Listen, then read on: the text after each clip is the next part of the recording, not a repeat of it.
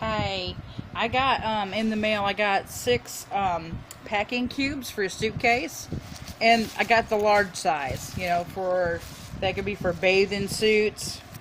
As you can see, it's mesh. It's breathable. So if you're going through airport, customs, or whatever, open up your suitcase or run it through. They're gonna see these bags, and it's gonna mesh. They can see through it. See what you got in there. You can put bathing suits in one. Put personal underwears and socks. There's one that doesn't have mesh. I would assume that's for like toiletries, bars of soap, shampoo. But you see how big these things are? I mean, they're really huge. I think I got a pack of 6.